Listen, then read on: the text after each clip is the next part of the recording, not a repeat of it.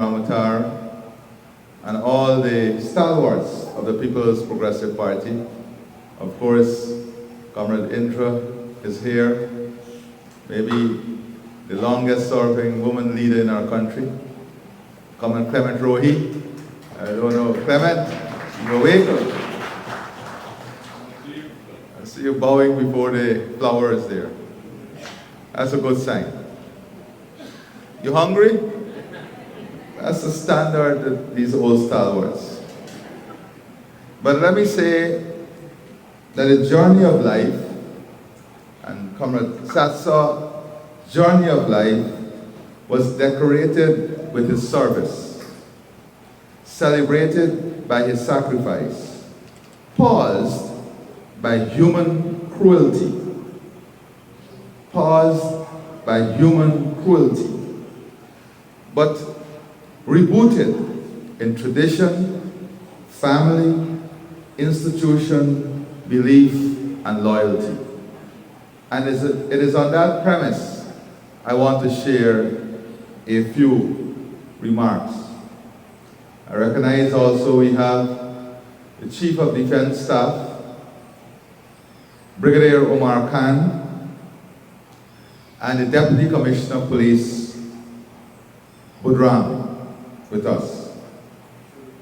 And it's important that they're here in this reflection.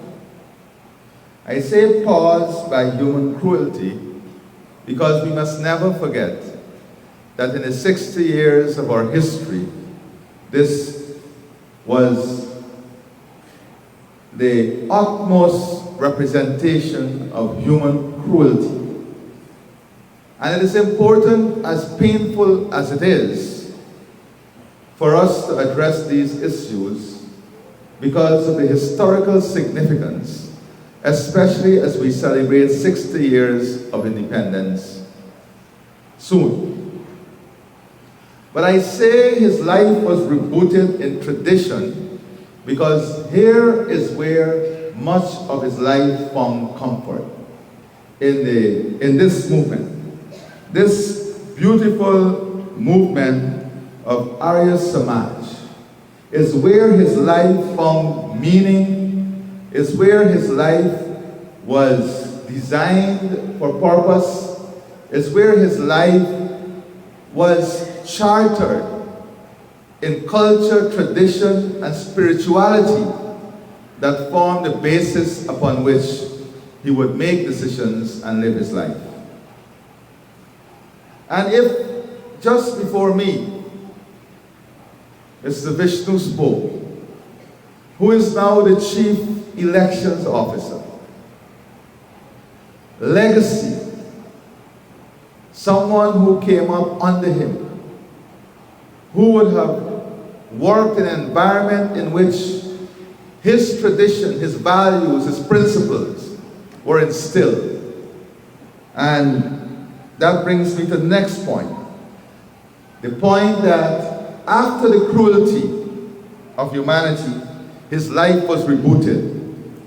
And all those who continue in loyalty to what he stood for, in loyalty for the institutions he represented, whether it's the Arya Samaj or the People's Progressive Party or the ACG, all those who stand in loyalty to those organizations, the principles of those organizations, the traditions and values of these organizations, you are ensuring that his life continues in this rebooted form. And that is why these organizations are important.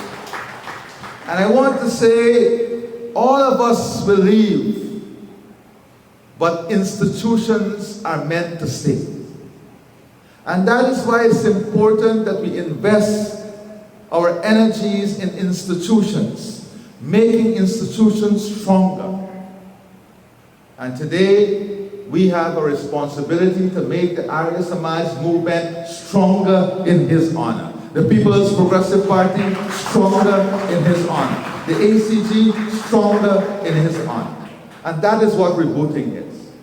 But there's an important aspect that sometimes people who live extraordinary lives. And there is no doubt that Comrade Saturday saw live an extraordinary life. But sometimes there is very little appreciation for what allowed that extraordinary life. And today, because of the love he gave that system that allowed this extraordinary life, we see him alive again. We see him through this family. And that institution I'm speaking about now is the family. And the way this family carried forward, Auntie Sati, Roger, and David, I'll come to those two names just now. The way they carried forward, the strength of character, the principles, the values, and the continuation of the legacy of serving the institutions that shaped his life speaks about an extraordinary family shaped by common values, common beliefs, and common principles. And today, we ought to applaud this family because this is the foundation. You see, in life, many things may break away, and we live in a different world today. We live in a world, you see in the photographs, Comrade Satsa, I was telling Auntie Sati and I was telling David about the first time I met the two of them at Nikki's farm in Parika. They were very small, but they were with their father. Whether they were in religious gathering, political gathering, social gathering, the unit was being created. He was crafting the continuation of an institution, and that institution is the family. And I want to applaud Auntie Sati for carrying forward this institution in such a remarkable and beautiful way. And I say we cannot truly celebrate Comrade Satsa without recognizing the strength, character of this family and this wife and this mother, Auntie Sati, and your wonderful children. And I say to you, thank you for what you have done and continue to do for your father. Now, there are some conceptions and misconceptions that we have to address. Comrade Saturday Saw was a practical man.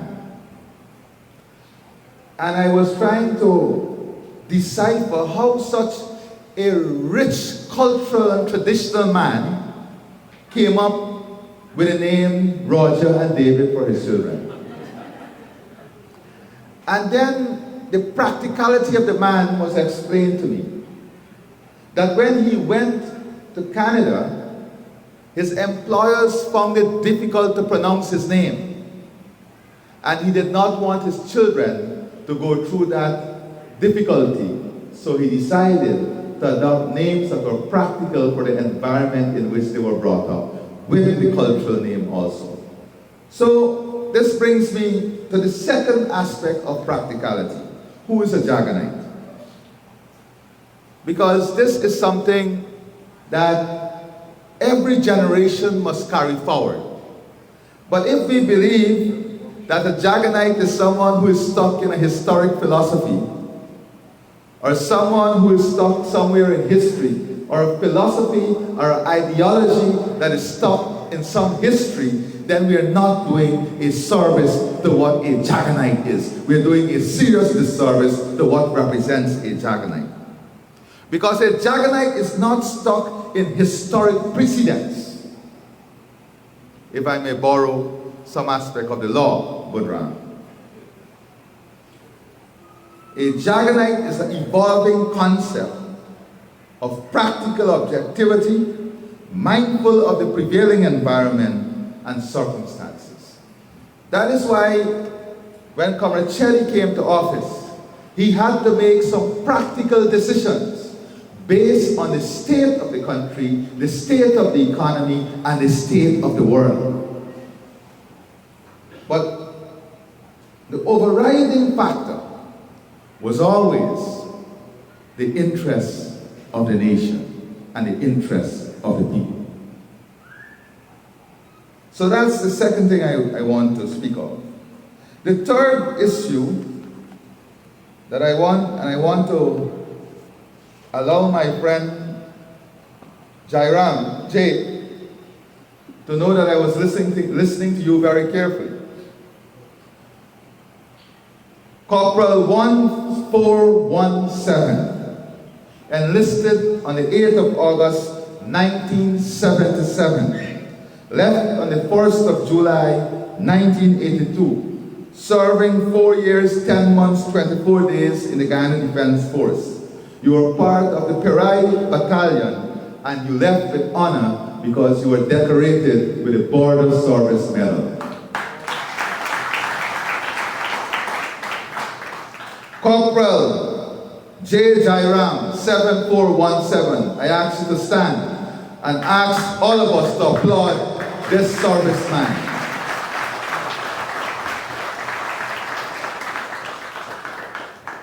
And you may wonder about the speed and efficiency. I assure you that under the watch of Brigadier Omar Khan, we are very efficient and very ready to protect every square inch of this beautiful country.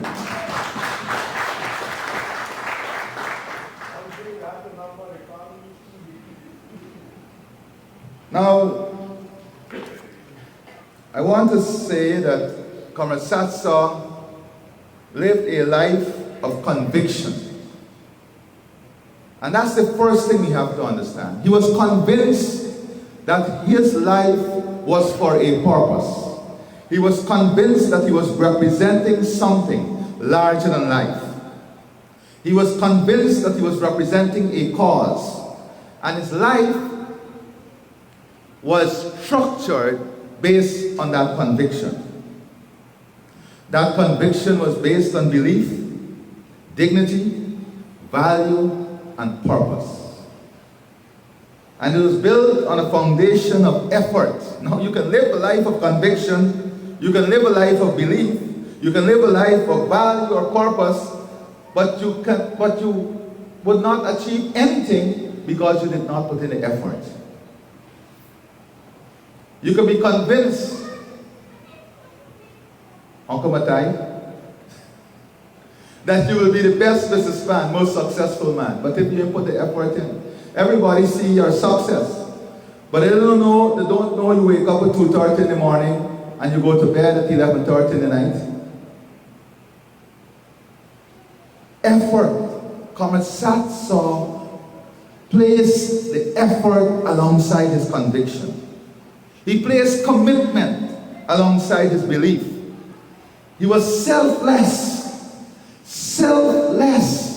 in his conviction.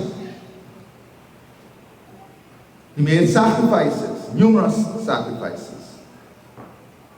But importantly, in a life of loyalty is something called steadfastness. When the winds become more beautiful on the other side,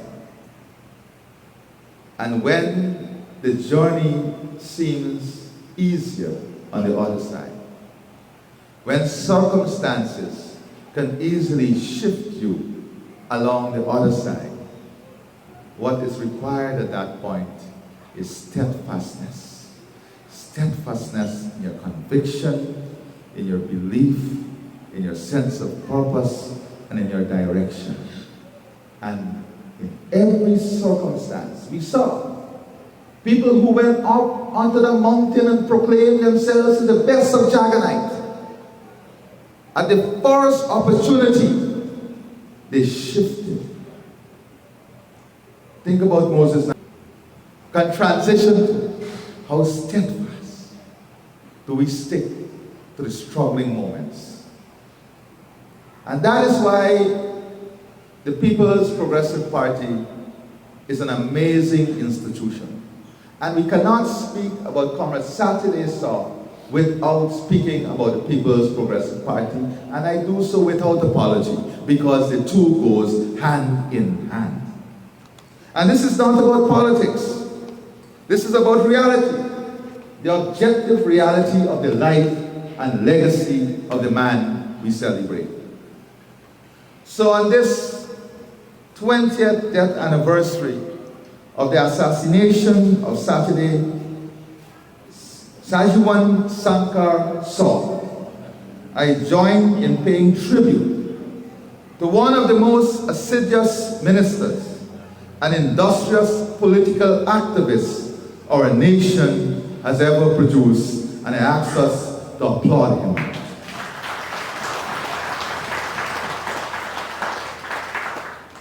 Born in central Maikoni, and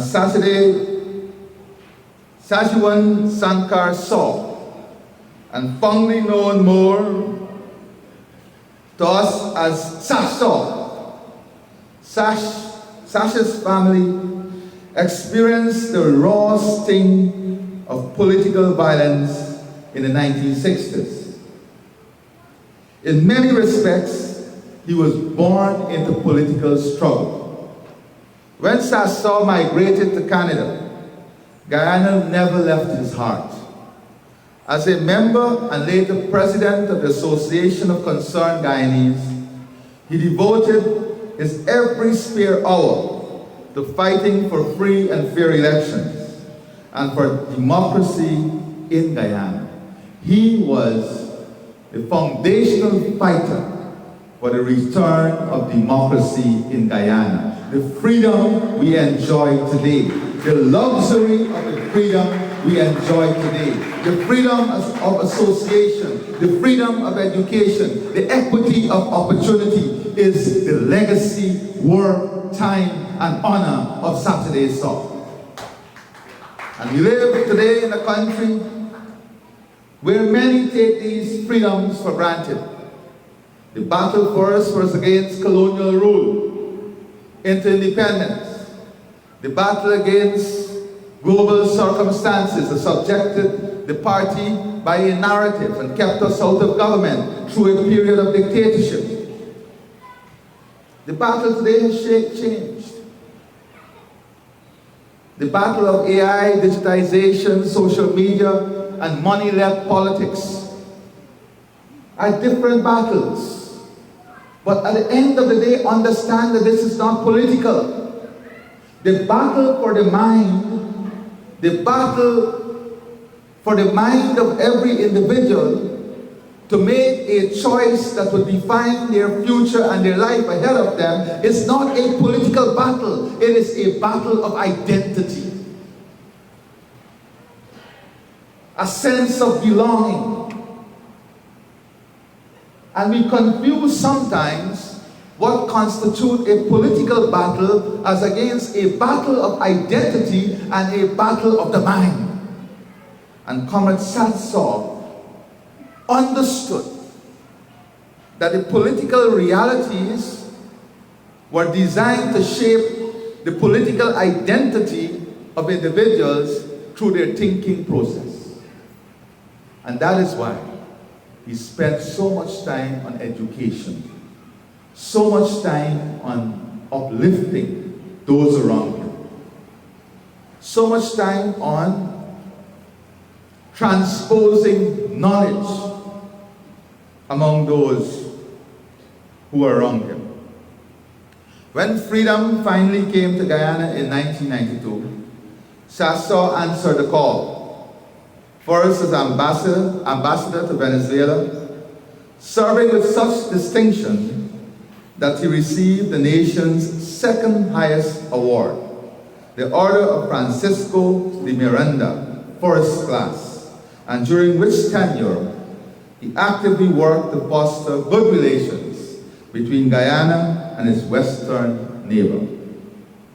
Then again in 1996, he was recalled back home to serve as minister in the Ministry of Agriculture, as Minister of Fisheries, Crops and Livestock, and later acting Minister of Agriculture, he carried a staggering workload with responsibilities for several weighty agencies and initiatives.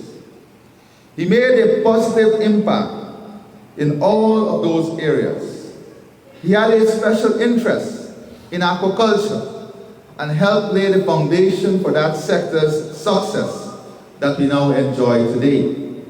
Today, in Region 6 alone, the swamp shrimp industry is $1.7 billion in value. The prawns industry at Anvawa, every pond producing 10 tons. But those who knew him remember more than his heavy work remit. They remember the jovial laugh. They remember the wonderful spirit.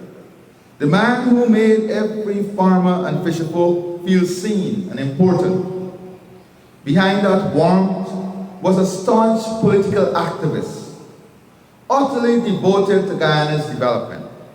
His popularity was never performative. It was the gravitas of a man who truly loved his country and his people. He was taken from us at a relatively young age. And in that loss, Guyana hemorrhaged one of its most hard-working and devoted sons. And still, 2 decades later, the fields of Guyana whisper his name. The farmers remember him with great affection. The fisherfolk carry the memory of his concern. His door was always open. His voice always asking what the farmers and fisherfolk wanted. Sashaw was a man of the people. He walked among the tillers of the soil and the haulers of nets, not merely as a minister, but as a true friend. And although he has departed from us, his dream endures as a living bomb. For the government he served, the nation he loved, still pursues that same horizon, a just Guyana, a prosperous Guyana, a democratic Guyana. And we, his former comrades, in the struggle for a better Guyana, will not rest until the soil he blessed and the waters he protected bloom in the fullness of that promise. So Saturday saw beloved wife, Auntie Sati, his children, Roger and David, and all who held him dear and near. 20 years have passed. But the wound is not fully closed. And I know that no anniversary eases the ache of an empty chair. Yet, as President of Guyana, I want you all to know that you're not alone. Not then, not now, not ever. The same nation you serve, with every breath, holds you in its abiding embrace. We stand with you in quiet solidarity, in support, in gratitude that you shared him with us. And you, his beloved ones, remain family to us all. Wherever you walk, whatever the weight of these 2 decades, may you feel the gentle pressure of a people's love at your back. You are ours, as he was ours, and we will never forget him. We thank you graciously. I thank you. I want to just, Governor Donald, recite this poem that I had the honor to write almost 20 years ago. Saturday saw you lived your life, almost without a flaw. Death came by criminal clause. Now I have to pause. Oh Guyana, What a great loss. Sash in Parliament, I can still feel your radiance. With powerful articulation, you won so much admiration. Part of a special generation, definitely part of God's special creation. Your death by assassination was never in my imagination. For so many, revenge is a great temptation. But for those I know, you would have, for that I know, you would have great objection.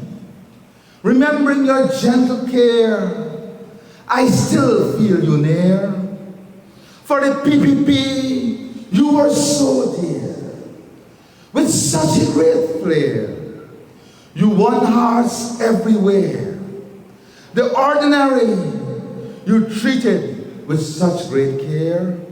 The difficulties you bore for the agricultural sector, putting people at the center.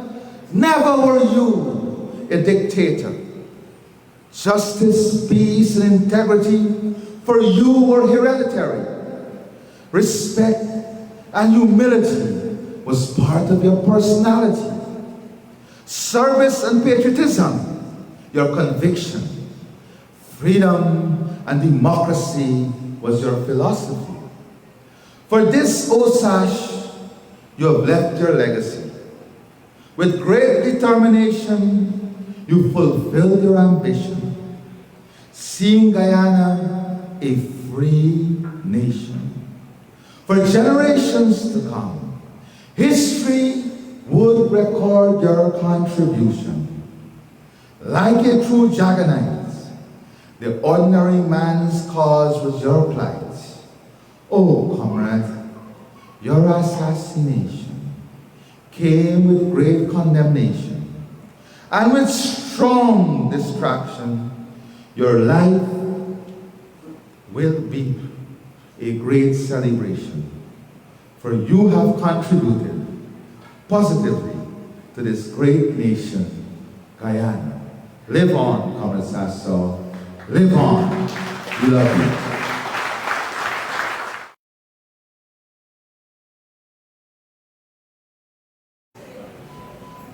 His Excellency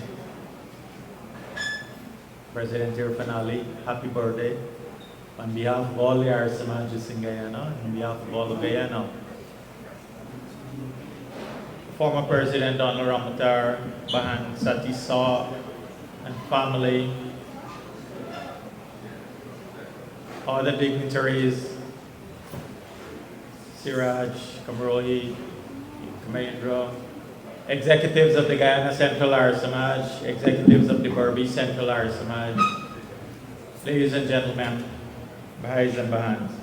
It is indeed an honor for me to be here on behalf of the Guyana Central Arya Samaj and the Berbi Central Arya Samaj to say how happy we are that we have this activity to celebrate the life and works of Pitaji Satyadeo Sasso.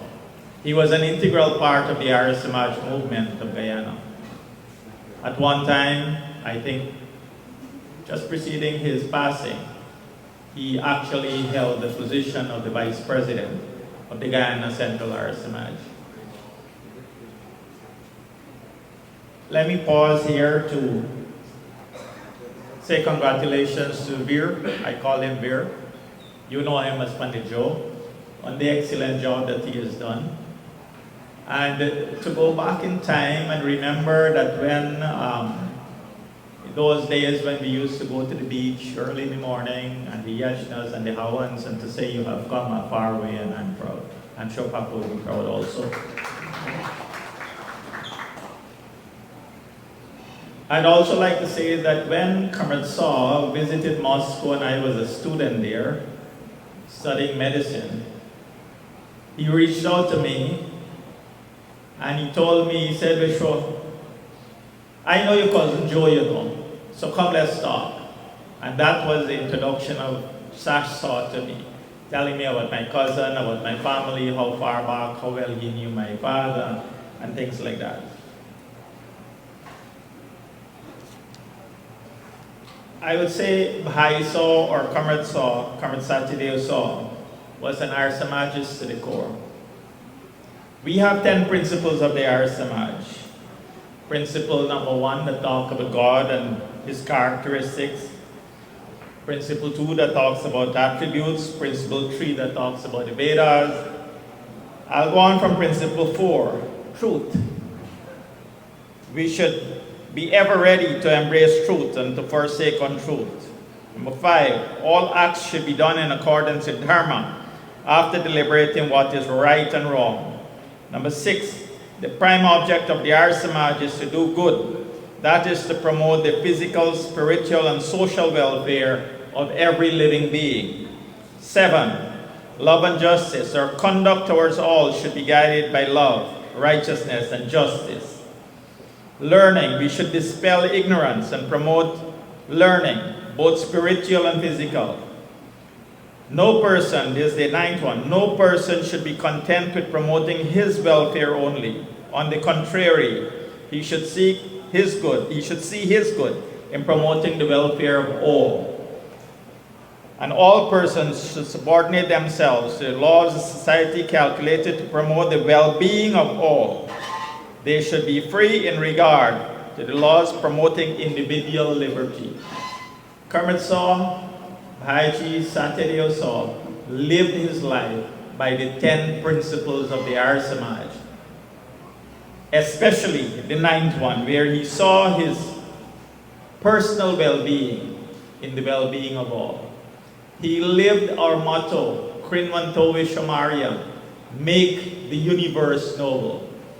He sacrificed a good life to come to serve Guyana, where he had to start literally from the bottom up. He served well, not only in the Arya Samaj, not only in the community, but also as a minister of government. I would not have heard anyone say that he was unapproachable, that he was angry, that he shouted at them, that he did not lend a listening ear. And I think that has been the principle of the People's Progressive Party, and he also lived that principle. We'll be having speakers from the People's Progressive Party representing the party, and I'm sure we'll hear from them. What I'd like to say is that indeed we have to celebrate Sash Saw's life.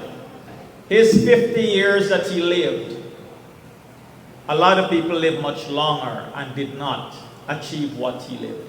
So his 50 years was a full life, full of achievements, full of sacrifice, full of victories. To each one of us, to me, he was a leader. To me, he was an advisor because he shared his advice in Moscow when I was still a student. To me, he was a comrade. To me, he was a politician. To me, he was a friend. To me, he was a Baha'i in the Arya Samaj. And we could continue, each one of us could relate to Baha'i Satideo Saw in one way or the other. When I told Roger, when I heard his voice this morning without looking up, I thought I was hearing Sash Saw. Because Siraj was sitting right next to me. I said, Siraj, doesn't he sound just like a Sash? As long as we remember Sash Saw, as long as he holds a part of our heart in our memory, he is never going to die. His sacrifice will not be in vain. And so I want to thank Bahanji Sati Saw and family for giving him to us, for sharing him with us. And I want to say congratulations and thank you. Comrades and friends all, I think Sash is here today because listening to Roger is almost like listening, the voice is almost exactly the same. So he left his voice with his boys.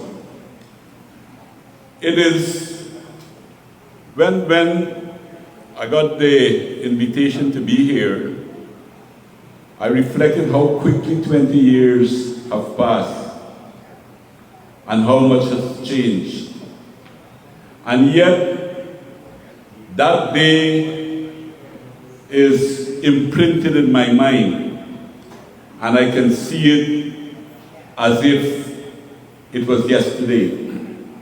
Because I was one of the first persons, together with Hari Narayan Naubat, who arrived at the house after the tragic killing of Sash, his siblings, his security, his dog, was all killed at the same time. And it was a definite, difficult period in the life of this country. It was, in the political definitions today of terrorism, it was naked terrorism that occurred on that terrible morning, early morning. But, as I said, Sash was one of the people who was strong and prepared for moments like those. Because he lived a life like many of us of his generation. We were captured by the vision that Chelly Jagan espoused for the country that he wanted. And we joined that movement from a very, very early stage. Before independence, some of us were there. During the struggle for democracy, right on to the victory in 1992. And Pandit mentioned upstairs just now that once they had a dinner in Canada and they had hardly many persons. It was the same thing here. It was the same thing here. Many people didn't want to associate with some of us because they would lose their jobs and they could be persecuted. Sometimes family would even insult you and say, where you get falling Jagan by? You don't get work, you get a job at Gimpex Force for a little bit, almost nothing. And then at Freedom House, we work. And Sash was from that generation. Sash came from the Maikoni. And the 1960s, the Maikoni was one of the hottest spots in this country, where terrorism occupied people's lives in the nights, and comrades had to defend themselves. Many comrades lost their homes. Many had to remove from where they were living. Sash family, I think, went to the quarantine in that terrible period. So he knew from a very young age his ideas and his vision they were formed in that very early period of struggle, even before Guyana got independence, and independence that we will celebrate 60 years in a short while. But Sash came to Georgetown. He was living somewhere in Kingston. And that is where he got into close contact with the party, visiting Freedom House. Comrade Rohi was working there at the time, knew him at that tender age. But he was a militant PYO member before becoming a militant party member. And when he migrated abroad, he left, his feet took him to Canada, but his heart was left here.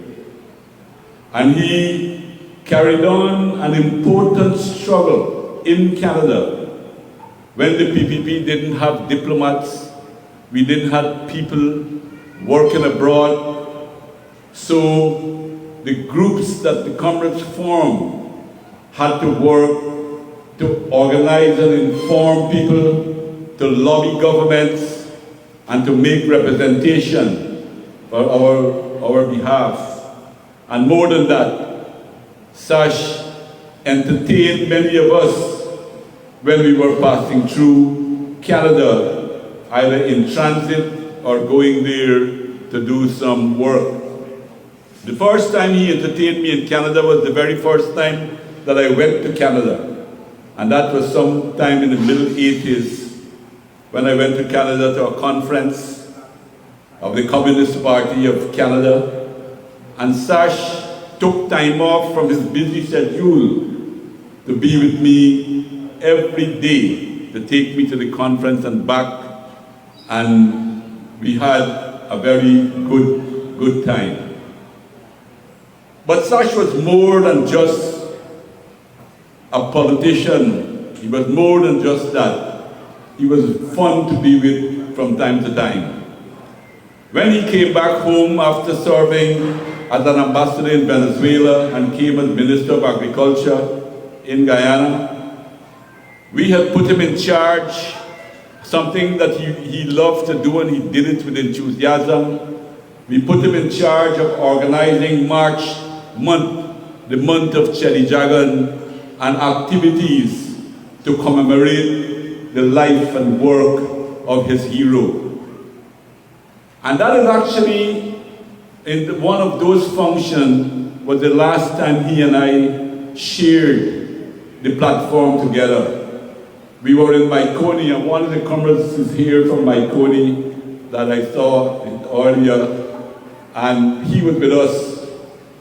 And before the program started, they had a cultural program, and had a young lady who was dancing on the stage, and she was gyrating faster than a clock, and the second hand of a clock can turn. And Sash looked at her and said, turned to the cover, he said, "Who's this girl? Who is she?" And he said, "You don't know, man, I can't remember, this cousin so-and-so's daughter." Sash seemed puzzled, like he couldn't remember who it was. He asked again, then they said, "You remember the lady, man? She's living there to the man there." He still couldn't remember, but then I saw him smile, his big smile that he always had. He said, "Boy, she might be near the man there, but she's very far from God." Now, he was really fun. He was a great host, a great entertainer, and really fun to be with. And that is why I'm so pleased today that this activity has been organized to remember him and to remember the contribution that he's made.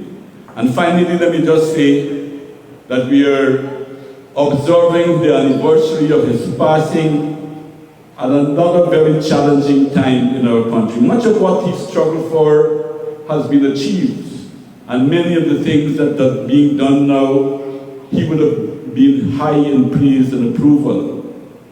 But we must always remember to guard our sovereignty like the apple of our eyes.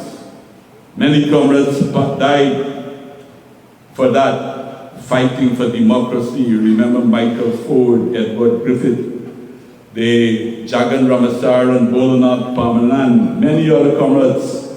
And we must always remember that there's nothing more important than freedom and sovereignty.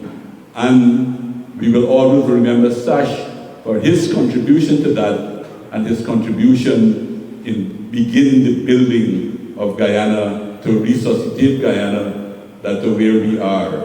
And it is like comrades of such character that today we are standing on shoulders of such great comrades.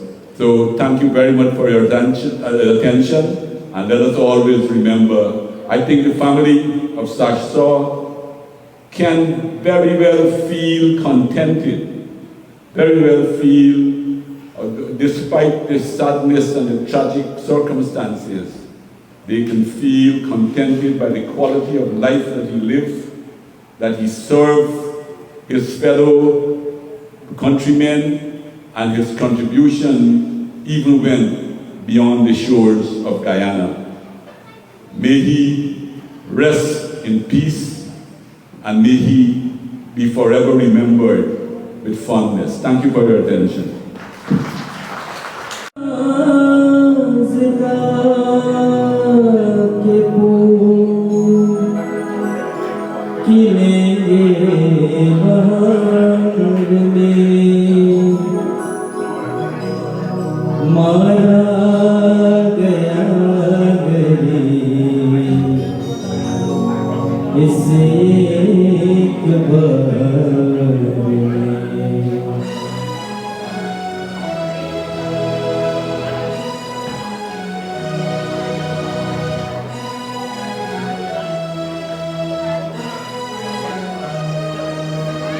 मुझे तेरी मोहब्बत का सहारा मिल गया होता, मुझे तेरी मोहब्बत का सहारा मिल गया होता।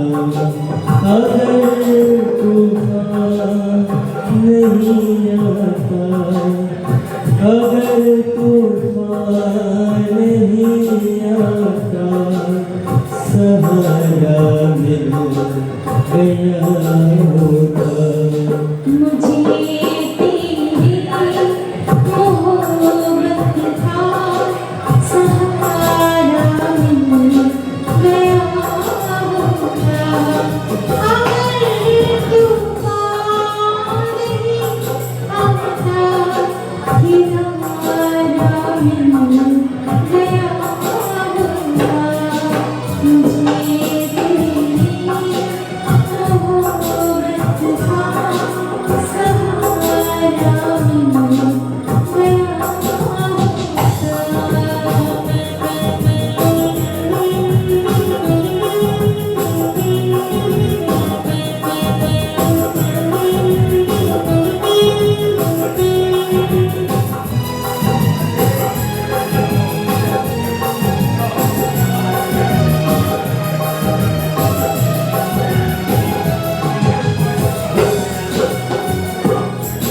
न था मंजूर किस्मत को, न थी मर्जी बहारों की, नहीं तो इस गुलिस्तां में, नहीं तो इस गुलिस्तां में कमी थी क्या नजारों की।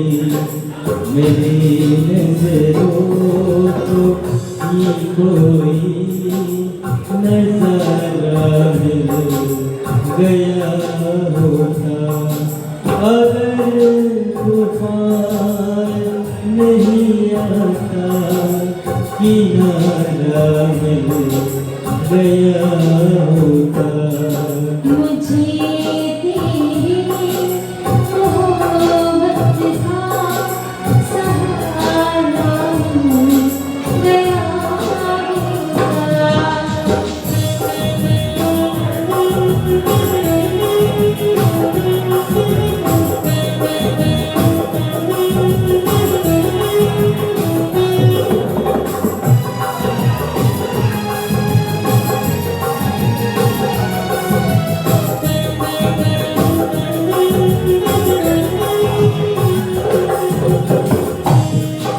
खुशी से अपनी आँखों को मेरे से भिगोने का, मेरे बदले तू हंस लेती, मेरे बदले तू हंस लेती।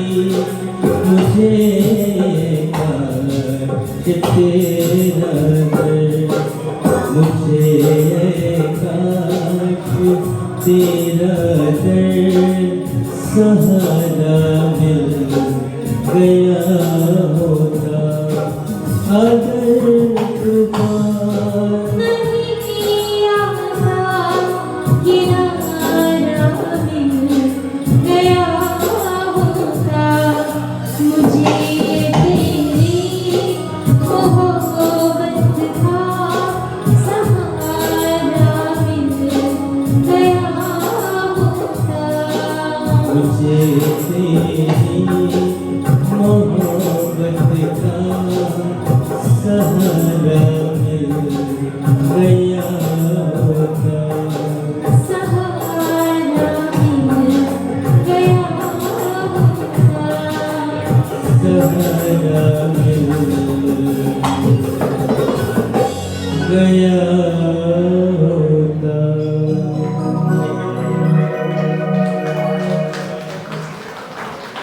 Hello, that we're going to be delivering today. I want us to stand side by side, please. Maybe. Thank you.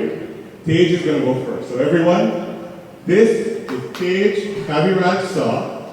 He is a student of the kindergarten class of Levi Creek Public School. He is how many years old? 4 Years old.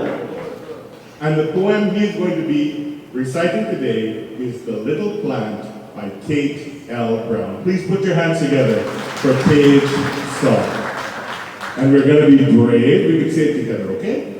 Stand up, face in front, face beside Paige. Okay, let's go. In the How of a sea, very deep, so deep. A dear little plant lay fast asleep. Wait, said the sunshine, breathe to the light. Wait, said the voice of the rain was white.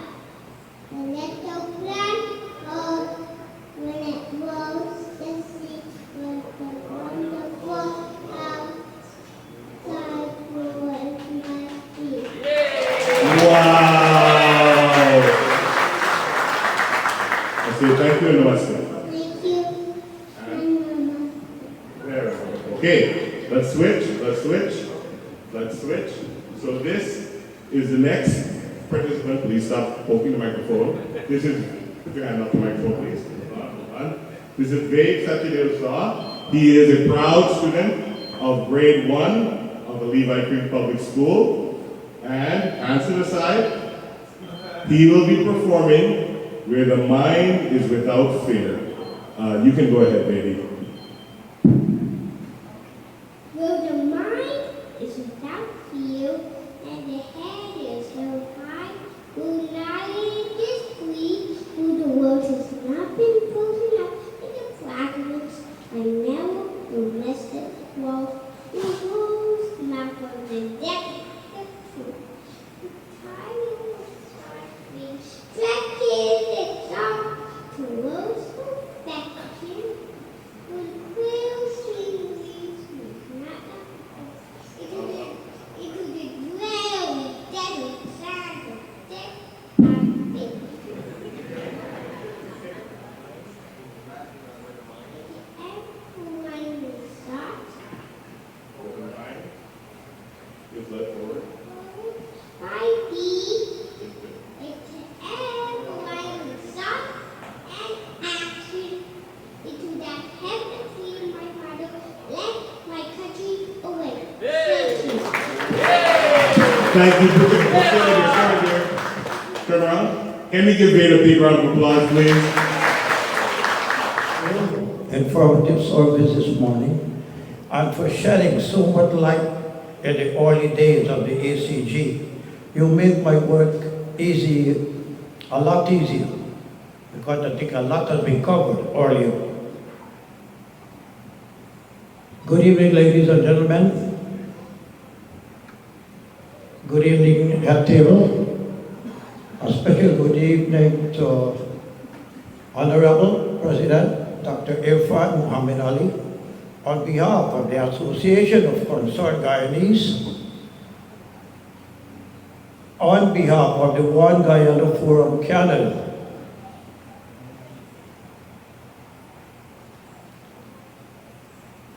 I think I'm not getting my message to you, Mr. President. So I'm going to take a pause. On behalf of the Association of Concerned Guyanese Canada, on behalf of the One Guyana Forum Canada, Janam Din Mubarak, wish you all the best. Keep up the amazing job you're doing. Now let me go to Farrell. So I think you don't blame me and the organization and the community in Toronto for having your husband at almost every event. You heard the former speakers have mentioned of the reminding of Sash and his voice and his presence. So what we do, we got the event and we want the full impact of Sash. We invited Roger and Dave, and in the midst of the event, we hand over the mic and everything to Roger. And before the event is over, you have the full presence of Sash. So I think it was only me, but it looked like it before the evening is out. We will have the true presence of Sash. I have message tribute from the Association of Concerned Guyanese, but before I do that, it will be unjust for me to say, not to say my personal interaction with his family, Moise Sash. So once again, from our posse, from Toronto, the Toronto family, all other guests, once again, good evening. I would like to take this opportunity in thanking my sister Satisa and family for having me and my wife here. And I would also like to commend the Sa family for the courage, strength, compassion, and determination in coping with this great loss. We are very proud of Dave and Roger keeping the legacy of their father and the great son of this soil so much alive and rich. I was fortunate to meet Sash at the social gathering at the late Herman Ali apartment in 1983. I just went to Canada and I met him, and the first thing he asked me, if I can tell him about my life in Guyana. I told him, if you're looking for someone with a significant life, talk to someone else, because I came from the background of enterprise, and most of my days was looking after cattle, confronting the rebels of Bachelor's Adventure over rice field and cow catching, and the large sum of impounded fee, and it was my daily struggle to keep our family, our livelihood. And after the age of 18, I joined the Guyana Defense Force, and I spent the rest of my years defending the Guyana border from invasion from Venezuela, entering Maburuma, Camera, and you know it. As the night prolonged, I didn't realize that it was not only a conversation, it was an interview for me to be a member of the Association of Concerned Guyanese, which occurred that very same night. In 1985, I can recall, and Pandit, you would recall very much, Sash was not getting what he was looking for in Toronto with regards to situation in Guyana. So he decided to take the struggle to Ottawa, a 5.5-hour travel, all the way to Parliament Hill. It was all agreed, and the bus was chartered.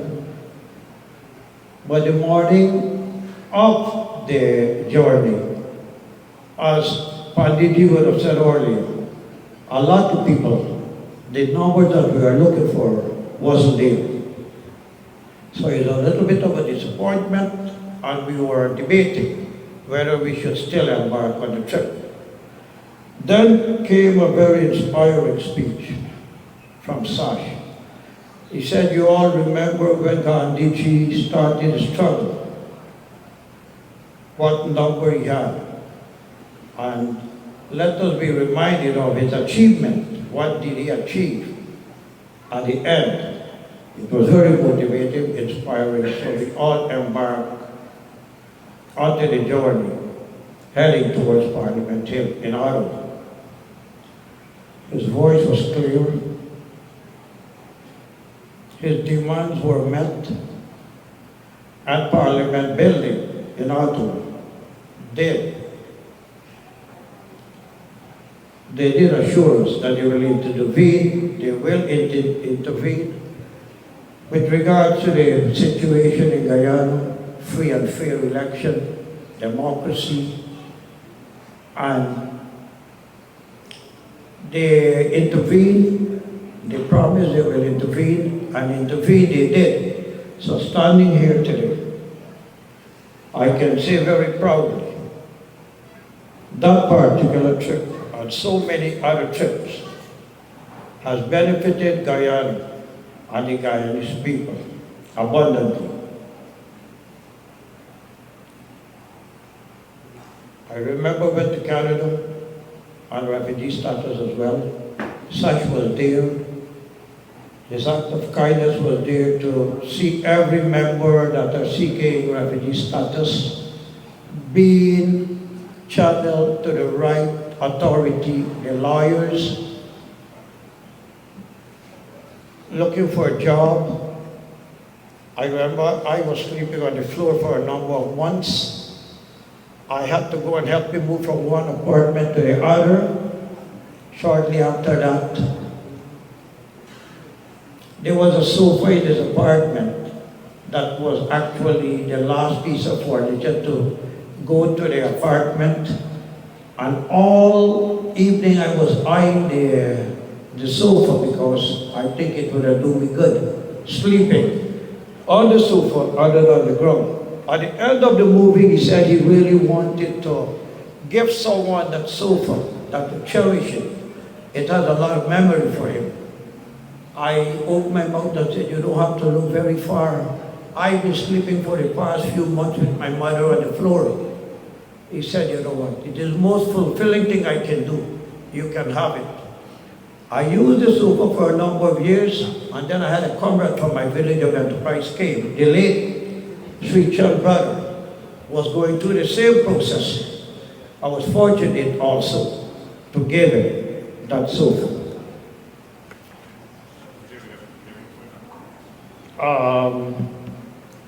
I'm now going to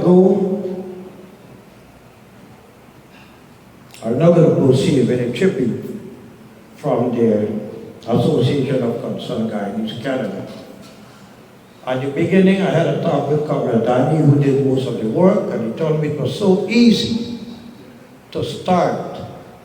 It was easy and it was hard because starting was easy, but that you kept going. There are so many things to mention about this fallen hero. It's hard to know where to stop. Today, the Association of Concerned Guyanese join with you in prayer and remembrance of such a name saw our leader, our comrade, and our brother. 20 years have passed, yet his voice, his conviction, and his legacy still echo powerfully within us. While we acknowledge his distinguished service to Guyana, as ambassador to Venezuela, as a minister, and a member of cabinet, as a member of the People's Progressive Party.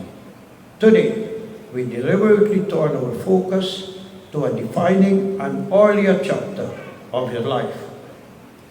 Saj joined the ACG in 1975. Within a year, he was elected to the Executive Committee, and in 1980, he became the editor of the Guyana Current newspaper. In 1983, at the time when Guyanese were fleeing repression and uncertainty in their homeland, Sash stepped forward to lead the ACG. And led he did, with courage, clarity, and conviction for 10 of the most difficult years of the ACG. At a time when information was controlled, when there was no internet, no communication, and when even a simple overseas call from Guyana was a privilege, Sash understood that the fight for democracy required more than passion. It required strategy, it required innovation, it required relentless effort. And so he built it. Sash transformed the ACG into the most potent international voice for democracy in Guyana. He elevated the Guyana Current from a modest newsletter into a full-fledged monthly newspaper, giving truth a platform. He introduced the Guyana News Hotline, placing real-time updates into the hands of a hungry and concerned diaspora. He built a disciplined and effective leadership team, one that executed with purpose, determination, and excellence. He spearheaded lobbying efforts that reached beyond Canada, into the Caribbean, the Commonwealth, and the wider international community. And under his leadership, the ACG became more than a PPP support group in Canada. It became a recognized political force, a respected name, and a symbol of resistance in the fight for free and fair elections. But Sash was not defined only by what he built, but more so by what he gave. In his own words, he said, "My entire spare time was spent with the ACG. I don't have a personal friend. I don't have a sport. All the spare time I had was, one way or the other, spent on the association." This is sacrifice. This is commitment. This is love for country. And when democracy was finally restored in 1992, Sash stepped forward again. Where others declared victory, Sash saw new responsibilities. He recognized that the work of the ACG was not finished, that the divided diaspora need healing, that the damaged national image need rebuilding, and that the new government needed support. And so once again, he led with vision and innovation. He launched the Race Relations Committee, creating spaces for dialogue, understanding, and unity among our diaspora in Canada. He initiated joint national celebrations, bringing together organizations across every segment of our country, fostering pride, identity, and togetherness. From that vision emerged decades of collaboration, engagement, and national spirit among Guyanese living in Canada. And he mobilized leadership, not just in words, but in action. 6 members of the ACG, inspired by his dedication, sacrifice, and enthusiasm, follow in his footsteps to serve at senior levels in the party and the government. No other organization in the diaspora matched his level of sacrifice and contribution. Not in the struggle for democracy, not in the rebuilding effort that followed. That, my friend, is leadership, that is legacy. Today, as the ACG marks its 53rd year, recognized nationally for its contribution to the restoration of democracy, we say without hesitation, without qualification, and with an immense sense of pride, Sash's leadership was pivotal to our success. He was available, he was jovial, he was humble. But beneath that calm exterior, Sash was a man of steel. Sash was a man of steel. disciplined, focused, and with an unshakable commitment to his party and country. He did not seek recognition, he did not seek comfort, he sought only to serve. And serve, he did. So today, on this 20th anniversary of his passing, we do more than to remember him. We honor him, we honor his sacrifice, we honor his leadership, we honor his service to the ACG, to the diaspora, and to the people of Guyana. And perhaps the greatest tribute we can offer is this: to continue the work he started, to defend the democracy he fought for, and to serve with the same humility, passion, and love that defined his life. Sasha was more than a public figure, he was a beacon, and though he is gone, his light continued to guide us in the ACG. May his legacy forever inspire us.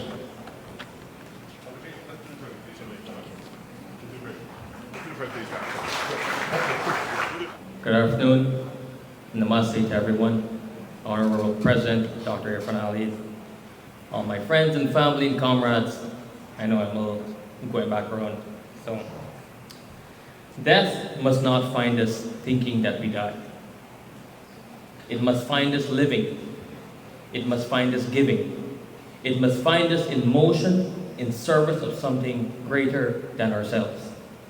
And when I think about that, I think about my dad. Now, many of you knew him as Sachdeo Saw, but we knew him as Sachdeo Sajiwan Sankar Siddharthar Sanjay Saw. Now, that's not his real name, but he told us it was. And the way he said it, with that conviction, that presence, we believed it for a very, very long time. And maybe that's where this all begins, because he had a way of making you believe, not just in what he said, but in what was possible. 20 years later, I'm not standing here as a son speaking only from loss. I'm standing here as a son who, in hindsight, understands the magnitude of the man that he was. Because beyond the laughter, beyond the jokes, and trust me, friends, our friends, both Raj and I, loved calling the house just to hear him speak. There was a man of depth, a man of purpose, and a man of discipline. There was a man who put himself after the needs of others. I remember the open house Fridays at the ministry.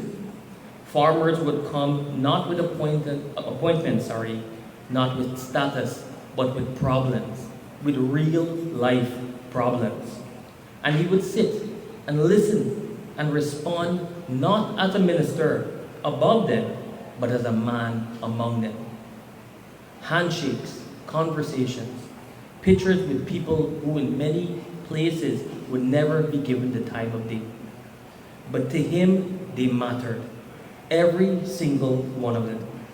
And as a son, you don't fully understand that in the moment. You see your dad giving away his time. But now I understand as a man, he wasn't giving away anything. He was investing in people, in fairness, and in dignity.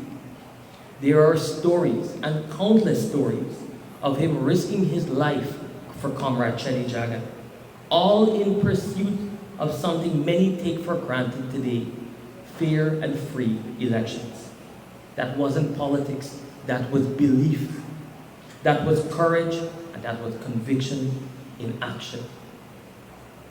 And then there were the moments that belonged to us, traveling across Guyana as a family, watching him shift seamlessly from Minister Saw to dad, to husband, to brother, to son, to friend, and then right back again.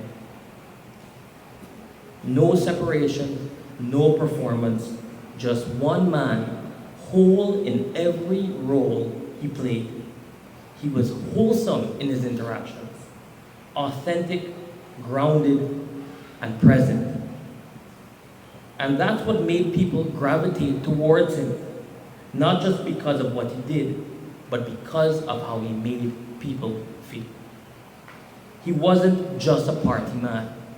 He was a man for the party and for the people. And he lived by principles we often quote but rarely embody. There is only one thing to fear, and that is fear itself. He didn't let fear dictate his decisions, not in leadership and not in life. Stand up for what you believe in, even if you have to stand alone. And he did, time and time again. And in everything he did, he was living out something even greater. Krinvanto Vishwam Arya, making the universe know, not in words, in action. Which brings us here 20 years later, because this isn't just about remembering him. It's about asking ourselves, what do we do now? Through solidarity, standing together, not apart. Because he showed us that progress isn't individual, it's collective. That every decision we make either strengthens the people around us or weakens them. That turning away is a choice, and so is standing up.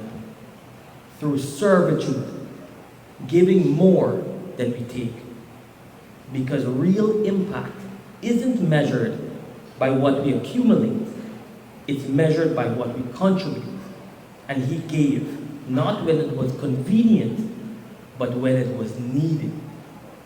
Through action, not just words. Because belief without action is just intention, and intention doesn't change anything. And that's where this becomes personal for all of us. Because today, right now, the buck stops with us. In every decision we make, in every moment where we choose to act or to stay silent, in every situation where we know that's right, we know what's right and decide whether we have the courage to follow through. We can't pass that responsibility. We can't defer it. We can't wait for someone else. This is what legacy demands. Because if we truly understand his life, then we understand this. He did not die in vain.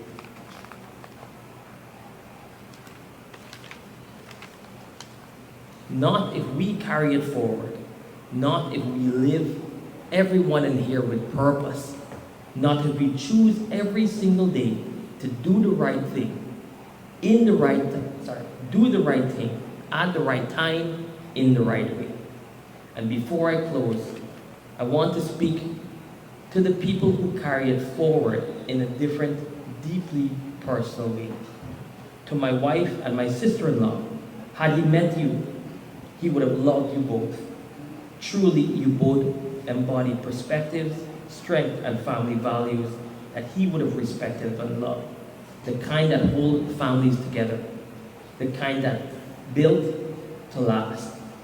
To my mom, while today we celebrate him, your leadership under pressure does not and will never go unnoticed. Your love is immeasurable. You are the anchor of this family, the quiet strength behind everything that continues to stand today. To my nephews, you would have been the joy of his eyes, just as you are for our mom, for your Aji. There would have been endless stories, endless laughter, and definitely a lot of fun. I will do my best to live up to that, to give you even a glimpse of what that would have felt like. And finally, to my brother Roger, you embody so much of it. It's uncanny in how you live, in how you show up for your children, in how you take care of our mom, just as he did with our Aji, and how you continue to fight for fairness for those who cannot fight for themselves. You carry his intellect, his conviction, and unfortunately his humor too. As a son, I can say with full conviction, that I am 1,000% sure, my family and friends, that he is here with us today. Not in physical form, but present, felt, alive in every value we choose to uphold.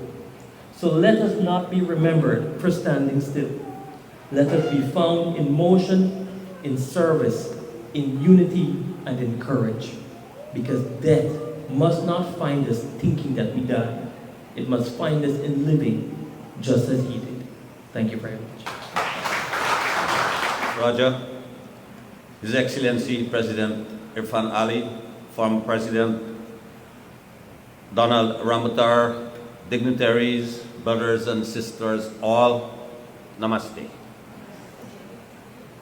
It is a distinct honor and a genuine pleasure to reflect on Sash as we knew him.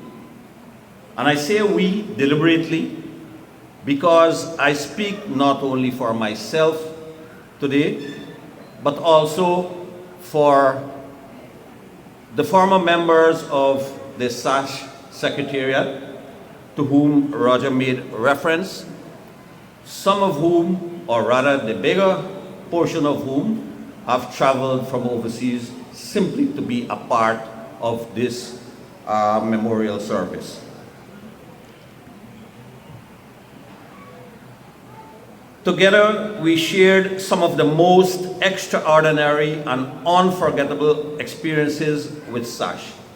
Experiences that left a lasting imprint on our lives.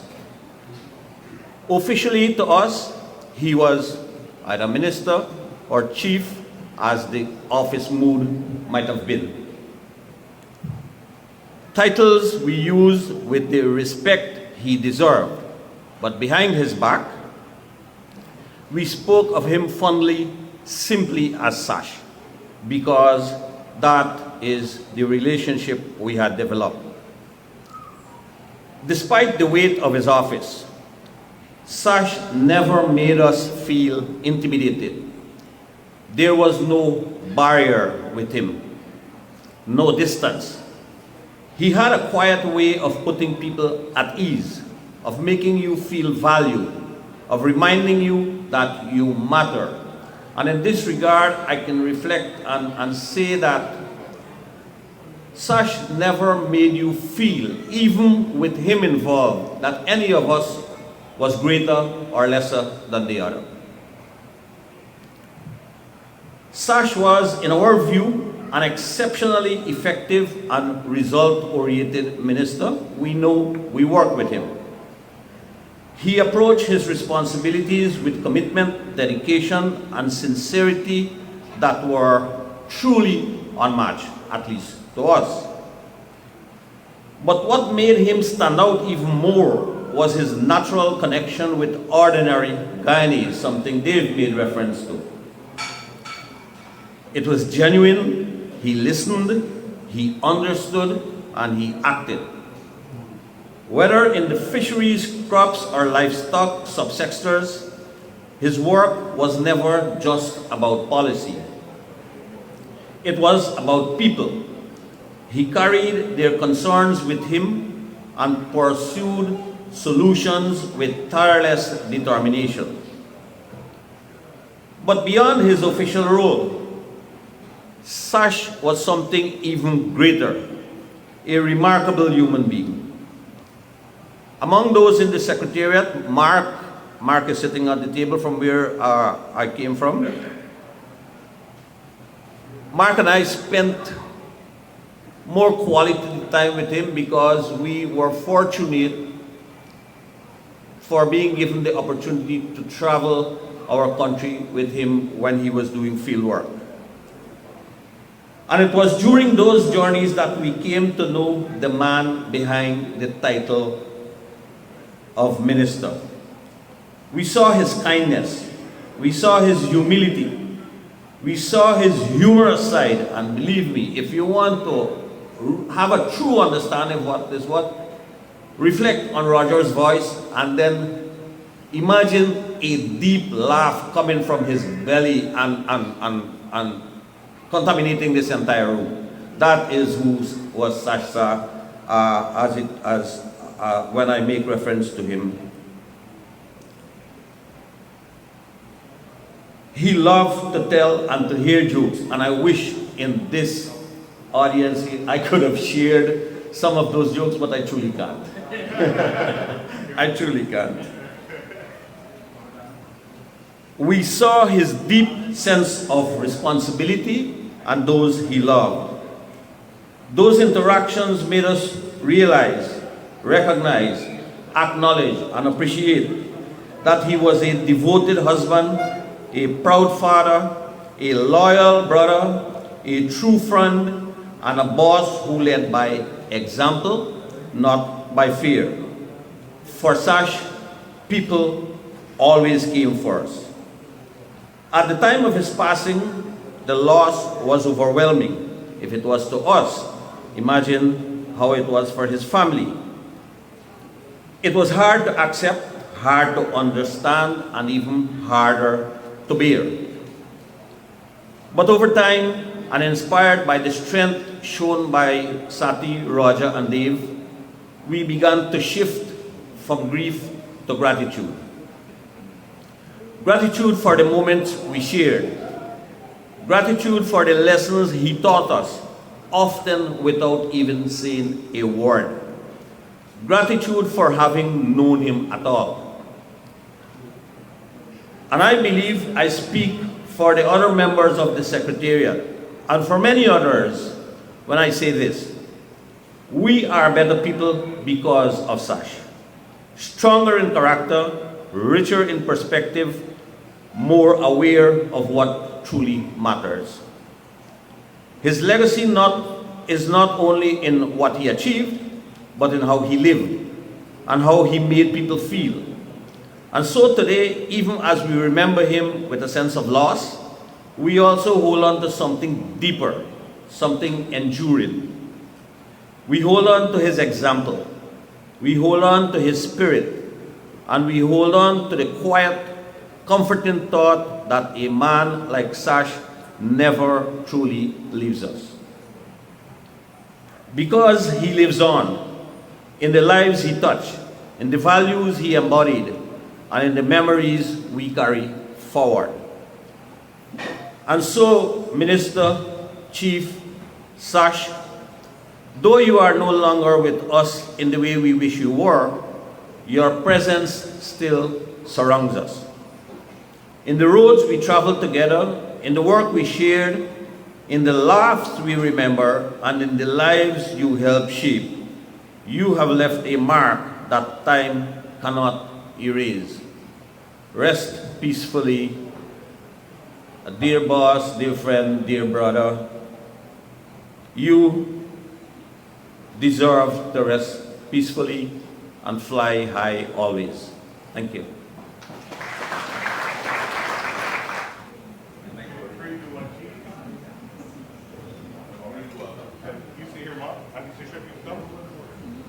Of the late Saturday saw of 500 Canadian dollars.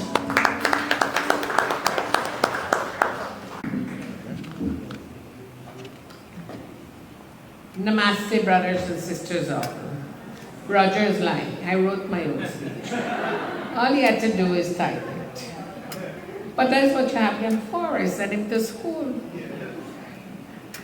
Today is a bittersweet day, as it was 20 years ago on this very day that the funeral for our loved ones took place, 25th of April. I can hardly wrap my head around the fact that in a few minutes, what was a calm and enjoyable night with family upended everyone's life and threw us in turmoil. Words cannot describe the difficulty of dealing with the massacre, and yet, this is what we were required to do. As I reflect on the events of that period, I have a clear picture in my mind of a sea of people joining us in mourning and prayers. This overwhelming sea is our motivation for today's event. In holding this event, our mission was a simple one: to thank all of those who supported us then, who have continued to support us through the years, and who still keep us in their thoughts and prayers.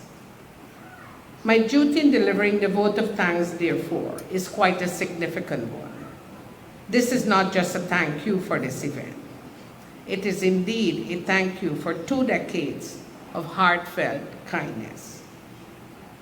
As we are gathered in this mandir, I must begin by observing the proper protocols and not just acknowledging the presence of His Excellency, but also thanking our friend Comrade Irfan. I have to say what an impact visiting Guyana has made on my family and I, as you have been bringing to life a vision that the likes of Sash, Dr. Jagan, Comrade Janet, and so many others dreamed of. Our heartfelt thanks to you and your family, as well to your government. I also acknowledge the presence of former President Ramutar, who had the task of speaking about Sash's passion for the PPP. This is the party that Sash fiercely loved to his dying breath, and we thank you for your words and your presence. Let me get started with this important list of thank yous. I begin with my Arya Samaj family in Guyana. Thank you, Dr. Vishwa, for bringing the message of Sash's pride in being an Arya Samajist. My sister Chitra and family, my late sister Alina and family, my dear brother Dr. Ramesh Subramanian and by Daniel Sir, who used to drive every afternoon from Corti after closing his practice to be with us. I also note our First Lady, who was a teenager then, along with the other youths of that time, not forgetting their mothers Yvonne and Evelyn. Members of the Enmore Mandir, led by Siu and Bahen Chakunta. There are so many more, from Crabwood Creek to the Essequibo Coast. We truly appreciate all of you and our humble namaste and thank you. To the staff of Sash's Secretariat, you are like family and you continue to be. Sash treated you the same way he treated his own family, including observing our birthdays and making speeches on special occasions. I'm sad to say that a lot of them still don't want to make speeches. Only Vishnu rescued them. It is amazing to have you all here for this event in Guyana. Mark is here from New York. Navin and Indra and her family are here from Toronto. Bowen is here from Florida. Kevin, well, he's local, is here too. And of course, Vishnu, who has a very important position nowadays. I can't help, but I forgot. Parmo is there too, and any other that I may have missed. Vishnu only just arrived from across the globe yesterday. Thank you all for being here from the bottom of our hearts. To the Association of Concerned Guyanese, the audience has heard about the ACG a lot today, but I've been hearing about them from the day I met Sash. I say a special thanks to my brother Jay and sister Jennifer for being here today and for delivering a heartfelt message and wonderful tribute. I also thank so many others back in Canada, particularly Danny, for the love they express for Sash still to this day. To my family, we are grateful for the love that family has showered us with since the tragedy. You have been our rock. I see 2 of my siblings here, Dana and B, in the audience, and can only smile and be grateful for such wonderful people. I see my cousins from all across are here too. I also see so much of Sash's family here today. My brother Lionel, well, he's not here, but Utra is here with her family, and the Maikoni gang is at the back table. with the other cousins and other relatives. We can only say thank you for being so special. Speaking of family, I have a special brother to thank. This is a complicated thank you because I'm thanking a brother who happens to be the Pandit, the one and only Joe Jaglal, who is a brother to me from another mother to both Sash and me. He's always been there for us throughout the years and still is. Thank you, Bhai Joe. In bringing this vote of thanks to a close, I want to acknowledge and thank the everyday Guyanese, the man or woman on the street, be they in an office building or in the paddy field, regardless of their race, religion, political views, or any other factor. Our family has an unblemished record of stories of praise, love, joy, and admiration for Satyadeva Sahu. No one has been able to tarnish his name, and that is a tribute in itself. So many people still meet us to this day, and when they make the connection to Sash, they cannot help but show genuine sympathy and eagerness to express how highly they thought of my husband. So I'll end as I began. This is exactly why we held this event. A phrase that has captured how we have felt is, we loved, we lose, and we persevere. Thank you for helping us persevere. Your presence has helped to lighten our burden. But before I close, it is remiss of me if I don't thank my children, who has, well, as you would say in local Guyanese parlance, turned out to be good boys. And through them and their upbringing and the values that their father instilled in them, I've gained 2 daughters, 2 beautiful daughters, my 2 daughter-in-laws. And nowadays I say to them, I don't really care about all of you. I have my 2 grandsons who are my new love and who has given me a new sense to continue with life so that we could continue the life of Satyadeva Sahu. Thank you.